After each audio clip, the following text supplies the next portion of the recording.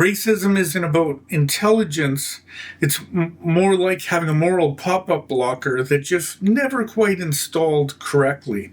Probably everyone has blind spots.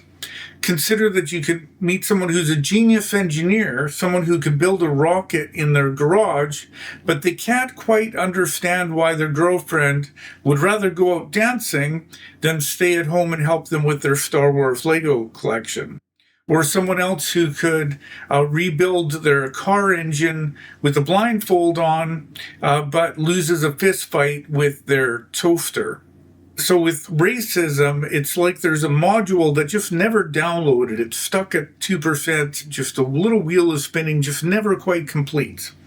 Consider there's a certain type of person who lives in just a cartoonishly simple universe. For them, their group is good and other groups are bad. And it's just based on their identity or on their color. Meanwhile, history is giving all kinds of examples saying, you know what, there's white serial killers. There's white cult leaders. Hello, Jim Jones. There's white, disastrous politicians with tiny little mustaches or tiny little hands who are happy to corrupt anyone that they can. But their little racist brain just goes, la, la, la, la, I can't hear you. Their moral antivirus subscription expired in 1543. And this is where the con men come in. They don't need their followers to be stupid. They just need them to have a blind spot, a vulnerability that they can take advantage of. Because then if they say the right things to those people that have this blind spot, then the con men gain their trust, gain their loyalty.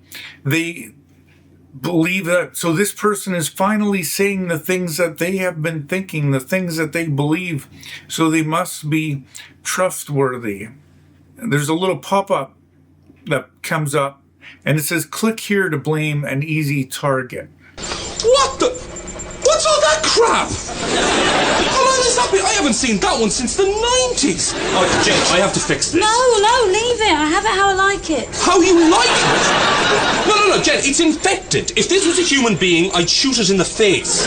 So the person is, wow, finally someone understands me, and they gain their trust and gain their loyalty. And once people have gone down that road and given over that trust, it's hard for them to lose that trust.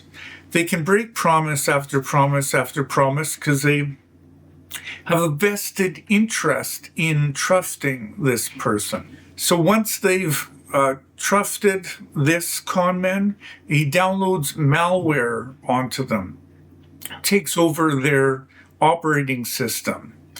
And so he promises safety, promises a group to belong with, promises a brilliant future. And even though that turns out to be a disaster, people still want to trust them and still just want to blame someone else for why this isn't working. Trying to watch someone navigate life who's using the equivalent of a children's coloring book for a map, for a life guide. So here's where the dragons are, there's where the treasure is, and over there, those are the scary people. It's just woefully simplistic and woefully inadequate, and it woefully misrepresents the reality that we are living in. There's actually a verse in the Bible which talks about false teachers which say whatever their itching ears want to hear. That's exactly the mode of the con man. Make their promises sound like you understand them. Tell them that you're actually working for them, when really all they've done is exploited a weakness that they have, a point of corruption that they have.